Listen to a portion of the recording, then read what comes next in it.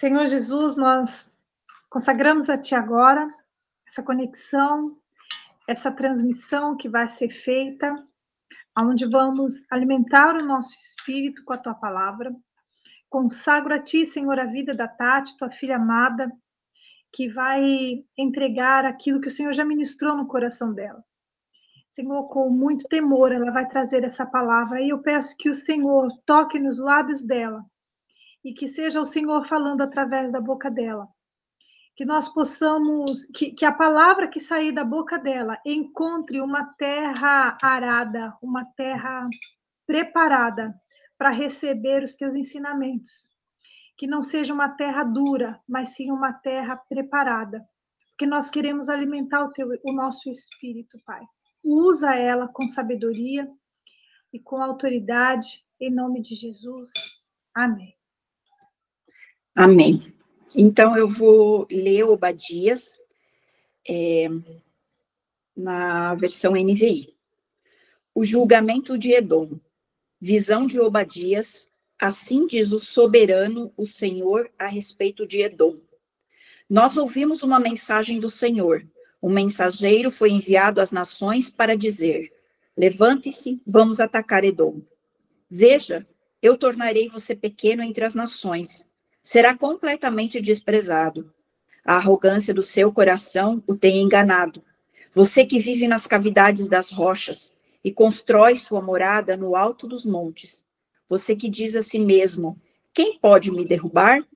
Ainda que você suba tão alto como a águia e faça o seu ninho e as estrelas, dali eu os derrubarei, declara o Senhor. Se os ladrões o atacassem, saqueadores no meio da noite, como você está destruído, não roubariam apenas quanto achasse suficiente? E os que colhem uvas chegassem a você, não deixariam para trás pelo menos alguns cachos? Entretanto, como Esaú foi saqueado, como foram pilhados os seus tesouros ocultos, empurram você para as fronteiras todos os seus aliados. Enganam você e o sobrepujarão os seus melhores amigos. Aqueles que comem com você lhes armam armadilhas, ciladas. E Esaú não percebe nada. Naquele dia, declara o Senhor, destruirei os sábios de Edom e os mestres dos montes de Esaú. Então os seus guerreiros, ó Temã, ficarão apavorados, e serão eliminados todos os homens dos montes de Esaú, por causa da violenta matança que você fez contra o seu irmão Jacó. Você será coberto de vergonha e eliminado para sempre. No dia em que você ficou por perto, quando estrangeiros roubaram os bens dele, e estranhos entraram por suas portas e lançaram sorte sobre Jerusalém, você fez exatamente como eles. Você não devia ter olhado com satisfação o dia da desgraça de seu irmão, nem ter se alegrado com a destruição do povo de Judá. Não devia ter falado com arrogância no dia da sua aflição. Não devia ter entrado pelas portas do meu povo no dia da sua calamidade, nem teria ficado alegre com o sofrimento dele no dia da sua ruína, nem ter roubado a riqueza dele no dia da sua desgraça. Não devia ter esperado nas encruzilhadas para matar os que conseguiram escapar, nem ter entregado sobreviventes no dia da sua aflição. Pois o dia do Senhor está próximo para todas as nações. Como você fez, aí assim lhe será feito. A maldade que você praticou recairá sobre você. Assim como vocês beberam do meu castigo no meu santo monte, também todas as nações beberão sem parar, beberão até o fim.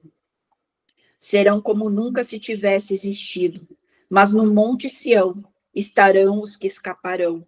Ele será santo, e a descendência de Jacó possuirá a sua herança. A descendência de Jacó será um fogo, e a de José uma chama. A descendência de Esaú será a palha. Eles a incendiarão e a consumirão. Não haverá sobreviventes da descendência de Esaú, declara o Senhor. Os do Neguebe se apossarão dos montes de Esaú, e os de Cefalá ocuparão as terras dos filisteus.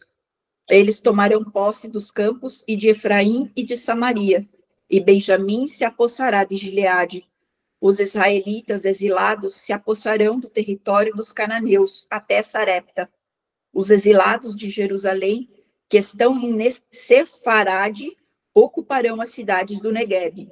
Os vencedores subirão ao monte Sião, para governar a montanha de Esaú, e o reino será do Senhor. Amém. Eu confesso, eu nunca tinha estudado Obadias. Eu tinha lido como se lê a Bíblia corrida, mas eu nunca tinha estudado. E esse livro me chamou muita atenção, me confrontou bastante. Obadias, ninguém sabe ao certo quem ele foi, quem era o homem Obadias. Mas o significado do seu nome é servo de Deus. E esse livro, ele foi escrito, essa profecia, ela foi dita na época da destruição do Templo de Jerusalém, durante o domínio persa, ali na região, tá? E o Obadias, ele é o livro mais curto do Velho Testamento. Ele tem apenas 1 capítulo e 21 versículos. E isso me chamou mais atenção, o livro mais curto do Velho Testamento, e foi tão confrontante. Mas eu gostaria de explicar um pouquinho mais o contexto para vocês. Edom, os habitantes de Edom eram os edomitas. Isso, edomitas. E eles eram os descendentes de Esaú. Esaú é irmão de Jacó, né, o irmão gêmeo de Jacó. E, para quem não sabe, eu acredito que todos saibam, mas Esaú foi aquele que trocou a bênção, a primogenitura, por um prato de comida, né? Ele deu a bênção que era dele para o irmão Jacó. E durante muitos anos, eles permaneceram nessa disputa. Esaú, ele tramava diversos planos contra Jacó, né? E até que um dia ele chegou e perdoou Jacó, abraçou ele e foi para as terras das montanhas, e as montanhas de Seir. E aqui ele fala que Edom, ele confiava demais na proteção dessas montanhas, porque eram como se eles estivessem protegidos, e tinha apenas uma pequena abertura lá onde eles entravam, então, assim, aquelas montanhas eram como muralhas de proteção para eles. E eles confiavam nisso, em vez de confiar na mão de Deus, no poder de Deus. Só que uma curiosidade aqui que me veio também, que está escrito em Gênesis 28, Esaú, ele se casou com 2 mulheres cananeias, e isso desagradou muito os seus pais. Então, ele foi lá, e para agradar os seus pais, ele se casou com a prima, eu não anotei o nome dela aqui, mas ela era filha de Ismael. Então, vamos lá.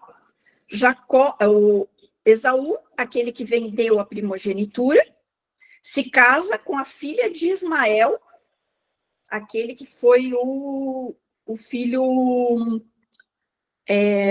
bastardo, né?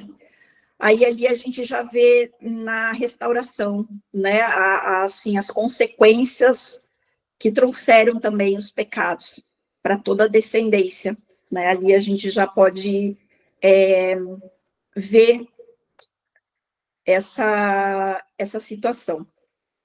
Então, ele casa com elas e perdoa o irmão e vai se esconder lá, ter a vida dele lá nas montanhas. Outros profetas antes de Obadias profetizaram contra Edom. Aqui eu anotei.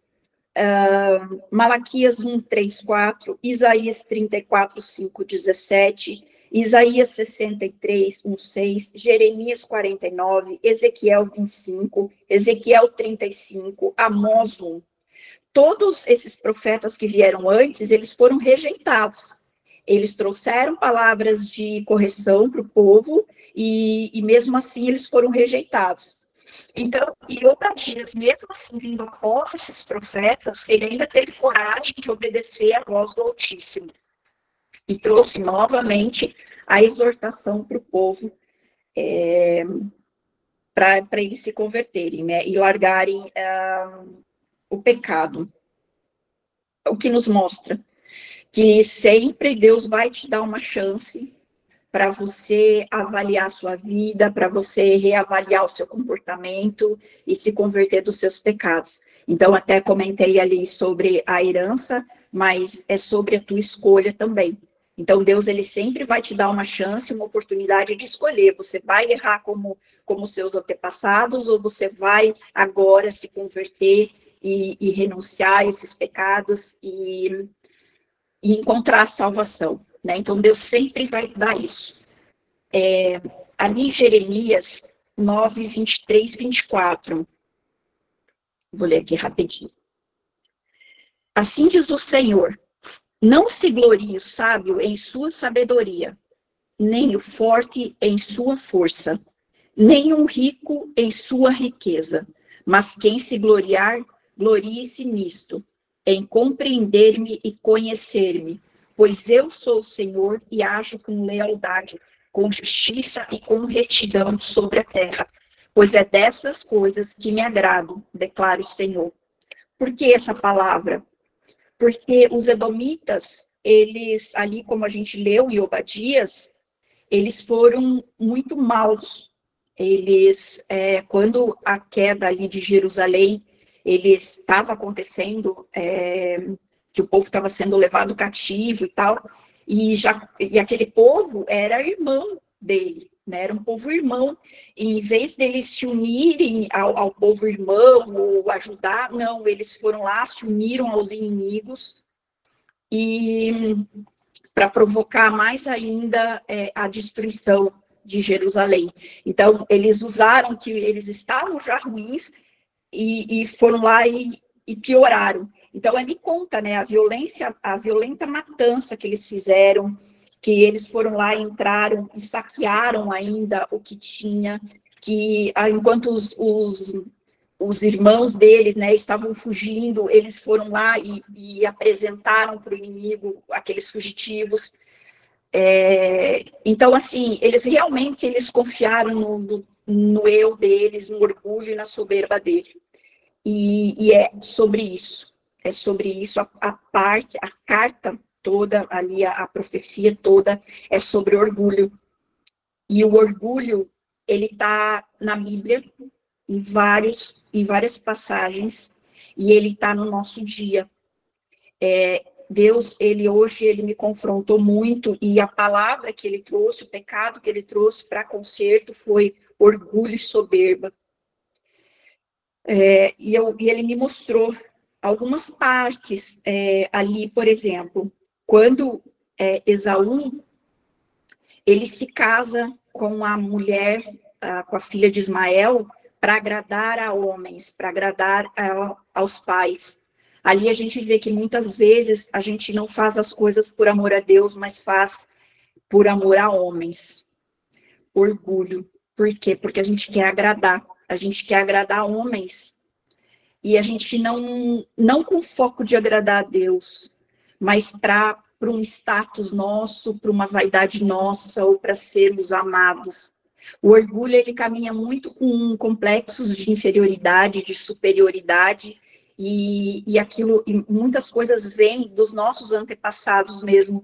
E eu percebi, assim, na minha história, ou quando a gente vê muitos atendimentos, assim, que eu via, né, esse histórico de violência, que foi muito humilhado e trouxe consequências, porque o orgulho é como uma muralha, como uma muralha de proteção. Isso que me levou, sabe? Edom, ele se escondeu, ali o Esaú se escondeu nas muralhas, e o orgulho, a gente faz isso com a gente se esconde em muralhas de orgulho.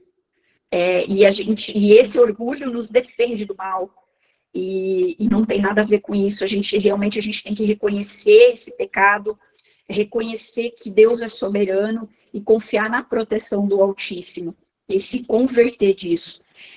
Ali ele me mostrou, porque assim, ele falou muito sobre muitas coisas comigo, sobre orgulho. Orgulho exatamente pelos nossos antepassados, como a gente é criado, as coisas que a gente vive desde o nascimento, e assim vai sendo criado com esse orgulho, com essa proteção, com essas muralhas. Ele falou sobre o nosso trabalho dentro da igreja, o nosso trabalho dentro do trabalho mesmo do mundo, como a gente às vezes acha que a gente é melhor que alguém. O orgulho, ele faz isso. A gente se acha, e daí ele me levou lá para Elias. Vamos ver aqui. Elias, 1 Reis 19. Eu vou ler o versículo 10 e o 11. Ele respondeu, Elias falando, tenho sido muito zeloso pelo Senhor, o Deus dos exércitos. Os israelitas rejeitaram a tua aliança, quebraram os teus altares e mataram os teus profetas à espada. Sou o único que sobrou, e agora também estão procurando matar-me. O Senhor lhe disse, saia e fique no monte, na presença do Senhor, pois o Senhor vai passar. Aqui mostra o quanto Elias se achava o único. Quantas vezes no nosso dia a dia a gente se acha, ai, como eu sou bom, ai, como eu sou o único. Nossa, se eu não fizer esse trabalho, ninguém mais faz, porque só eu sei fazer. Se eu não tiver esse emprego e não fazer, todo mundo só faz errado, só faz caca. Mas eu sou bom. Na igreja, não, esse ministério aqui, se eu não fizer, se eu não estiver lá, nada vai funcionar, porque eu sou a única, eu sou a escolhida. Sabe? Então, assim, tanto no nosso mundo natural, como na obra de Deus, muitas vezes o orgulho está ali presente na vaidade, na soberba, na arrogância, e mesmo a gente sem perceber, a gente se vê orgulhoso. E ali Elias, ele saiu da presença de Deus. Ele saiu da presença de Deus por causa do orgulho. Ele tinha medo de ser rejeitado, ele tinha medo de ser morto, porque ele tinha levado a palavra e teve medo de ser morto, de ser rejeitado. Mas ali a gente vê também esse orgulho, né, de ser rejeitado. Outro que ele me falou muito forte aqui também foi Jonas. Jonas, ele teve medo de ser rejeitado também. Tá, mas e se eu não for rejeitado? E se eles se converterem? Mas daí eles não vão ser castigados? Não, mas eles são maus, eles precisam ser castigados. Quem somos nós? Quantas vezes acontece isso na nossa vida? Tá, não acontece nada, Tati, eu não lembro de nenhuma situação, mas agora deixa eu te falar, por que teve um louvor que fez tanto sucesso, aquele louvor eu nem lembro mais quem que era a cantora, a mulher, mas ela falava o sabor de mel, na vingança lá, se alguém puder me lembrar. Como é que é? O sucesso, não sei o que, tem o sabor de mel, né? Acho que esse é o nome da música. Quando me vê na prova, não me ajudou, e daí quando eu crescer, gente, isso é orgulho. Então, assim, por que essa música fez tanto sucesso? Porque todos nós, seres humanos, somos orgulhosos. Por mais que a gente não perceba, eu vou até contar aqui um testemunho, teve não foi muito tempo atrás, eu estava conversando com uma pessoa e essa pessoa falou assim, você viu que aquela pessoa caiu? Eu falei, nossa, olha a minha reação. Gente, é para vergonha minha que eu falo isso. Estou confessando um pecado para vocês. Ele caiu porque não se converte. Está quanto tempo dentro da igreja e não se converte, não se arrepende dos pecados. Quando eu falei isso, mas foi instantâneo, ainda bem que eu estava na minha casa, porque eu entrei no meu quarto e comecei a chorar. Me ajoelhei e o Espírito Santo falou: que isso? Quem te instituiu juiz sobre a terra? Vai e ora por essa pessoa. Eu sei que essa pessoa te machucou, porque era realmente uma pessoa que tinha me machucado. Mas quem é você para dizer se ela deve sofrer ou não? Quando eu li Obadias, quando eu vi o povo de Edom, eu falei, meu Deus, nós fizemos isso. Nós realmente fizemos isso. Quando a gente vê uma pessoa que machucou a gente, passando pela prova, passando pela dificuldade, a gente lembra, a primeira coisa que a gente faz é ir lá e orar por ela? Não. A primeira coisa que a gente pensa é, bem feito. Gente, não é esse o nosso papel. O nosso papel não é como o povo de Esaú. O nosso papel é ter misericórdia, é ter humildade, é servir a Cristo. Obadias, ele era um servo de Deus. É esse o nosso papel. Largar esse orgulho, largar essa hipocrisia, largar essa soberba, sabe? E ajudar aquele que está ali. Não importa. O que Jesus ensina? Perdoar. Então, se aquela pessoa te machucou, é para você levantar aquela pessoa, é para você fazer a diferença na vida daquela pessoa. É para você simplesmente, eu machuquei, eu peço perdão, eu te perdoo. E vamos junto, irmão. Vamos junto caminhar. Você caiu, mas podia ter sido eu cair. Por quê? Porque a palavra fala, o orgulho vem antes da queda. O orgulho vem antes da queda. Coríntios fala, 1 Coríntios 10, 12, 13. Aquele, pois, que considere estar em pé, cuide-se para que não caia. Gente, é sobre isso. Nós estamos no mundo e somos provados o tempo todo, e nós temos essa opção de escolher o bem, escolher o mal, escolher a bênção, escolher a maldição, escolher a vida, escolher a morte. E muitas vezes o orgulho tem nos protegido. Só que o orgulho é uma montanha que vai ser destruída. No dia do juízo, aquele que está no orgulho vai ser punido. Então, a gente tem que realmente se converter. A gente tem que renunciar, expulsar todo esse orgulho. Se é uma couraça de uma armadura que eu fiz para me proteger, ok, então vai para os pés do Senhor. Só Ele é a tua proteção. Ele é o teu refúgio, Ele é onipresente, Ele sabe quando você caiu, Ele sabe quem te machucou. Não seja como Jonas, desejando a morte dos outros. Sabe? Então, assim, o orgulho eu vi que é um pecado sutil, mas é leve. Parece que tá ali, não machuca ninguém. Mas ele atrai muitos outros pecados.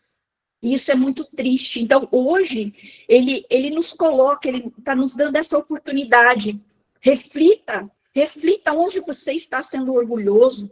Reflita onde você está, se achando. Reflita, veja qual é a tua qualidade. Aí eu lembro ali de Paulo. Paulo, ele teve a visão, a revelação do céu. E o que ele fala? Vamos abrir aqui. 2 Coríntios. Vamos lá, 2 Coríntios 10. Aquele, porém, que se glorie-se no Senhor. 2 Coríntios 10, 17. Tá? Ali em 2 Coríntios 12, 3. Eu sei que tal homem, se no corpo, se fora do corpo, não sei, Deus o sabe. Foi arrebatado ao paraíso e ouviu palavras inefáveis de que o homem não é lícito falar. De um assim me gloriarei, mas de mim mesmo não me gloriarei, senão nas minhas fraquezas. Aí continua ali, porque se quiser gloriar-me, não serei nécio, porque direi a verdade, mas deixo isso para que ninguém cuide de mim mais do que em mim vê ou de mim ouve. E para que me não exaltasse pelas excelências das revelações, foi-me dado um espinho na carne, a saber, um mensageiro de Satanás para me esbofetear, a fim não me exaltar. Gente, até quando você tem uma revelação de Deus, você não tem que se orgulhar por ser santo, por ser certinho, por ser maravilhoso. Você tem que gloriar a Deus. Deus é a glória, Deus é o poder, Deus é soberano. Sabe? Então, é sobre isso. É sobre o orgulho, é sobre essa arrogância, que a gente precisa cancelar das nossas vidas, a gente precisa renunciar e a gente precisa entender que nós estamos aqui sendo tratados e temos a escolha de buscarmos a humildade. Eu até coloquei aqui que eu escrevo, mas daí eu falo e falo tudo diferente daquilo que eu escrevi. Então agora eu vou ler o que eu escrevi. Uma aplicação prática de Obadias é a importância de reconhecer e confrontar a soberba em nossas próprias vidas. Muitas vezes nós, assim como o povo de Edom, podemos nos tornar arrogantes e confiantes em nós mesmos, achando que somos invencíveis e que nossas realizações são mérito exclusivo nosso. Ali a gente já vê um outro pecado, idolatria do eu, que eu geralmente falo quando eu ministro aqui. É porque a gente se acha e já vai lá para a idolatria, achando que quem conquistou fui eu. Que quem manda, que quem é alguma coisa sou eu. Obadias nos alerta sobre os perigos desse tipo de atitude e nos incentiva a adotar uma postura de humildade e de dependência de Deus. Devemos tratar uns aos outros com justiça e compaixão. Volto a dizer, o orgulho vem antes da queda. Então, que a gente possa renunciar todo o orgulho, toda a soberba hoje, refletir naquilo que a gente pode ser melhor e buscar seguir os passos de Jesus. Jesus, ele perdoou. Outro que me veio agora, Estevão. Estevão estava sendo apedrejado, gente. Ele estava ali morrendo. E ele fala, Senhor, não impute esse mal a eles, não impute esse pecado, não cobre deles, Senhor. Misericórdia. Misericórdia, Senhor. Aonde que está a nossa misericórdia? Sabe, com os nossos irmãos, Então, gente, a gente precisa perdoar, a gente precisa ter essa misericórdia, esse coração perdoador e misericordioso. A gente precisa ter compaixão e entender, acima de tudo, que Deus é soberano. Deus é soberano.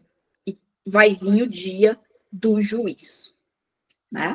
Então, eu quero começar, para finalizar, eu quero falar aqui o primeiro versículo de Obadias. O julgamento de Edom. Você também será julgado. Eu também serei julgada. Um dia, nós seremos julgados. Visão de Obadias. Não se sabe quem ele é. Ele era o bambambam dos profetas? Não. Ninguém nem sabe quem era o homem. Ele era humilde.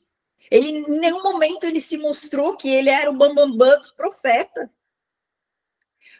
Quem ele era? O servo de Deus. Você é bambambam dos profetas, minha filha? Você é a santidade e pureza? Não. Então, teu nome tem que ser servo de Deus. Não é o teu nome que precisa ser reconhecido, mas é o nome de Jesus Cristo. Ali, vamos continuar. Assim diz o soberano, o Senhor. Novamente, Deus é soberano. Tá? Agora vamos para o último versículo de Obadias. Obadias 1:21. Os vencedores subirão ao monte Sião para governar a montanha de Esaú, e o reino será do Senhor. Amém?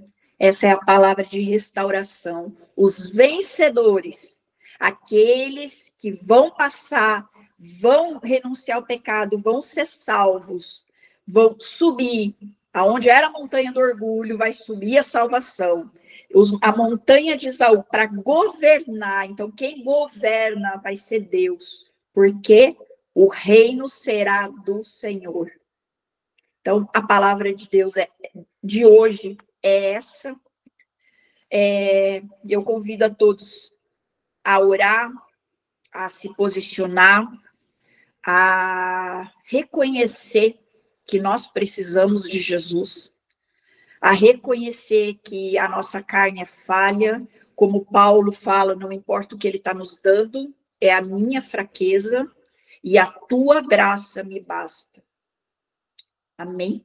Se alguém quiser comentar alguma coisa.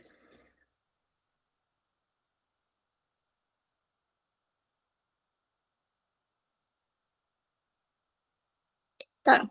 Eita, Glória! Saí aqui. Certo? Cris, quer orar? Pode orar. Tá. Senhor, nosso Deus e Pai, nós te agradecemos, Pai, pela oportunidade, Senhor, de ouvir e de ser ministrado por tua palavra mais um dia, Pai. Te pedimos perdão, Pai. Te pedimos perdão por todo orgulho e toda soberba, Pai. Te pedimos perdão por toda falta de misericórdia, Senhor, por todas as vezes que nos achamos melhores, que fizemos as coisas para agradar a homens, Pai. Em nome de Jesus, Senhor Deus, nós clamamos a Ti. E revela, Senhor Deus, a cada um daqueles que estão assistindo, que estão ouvindo essa palavra, Pai.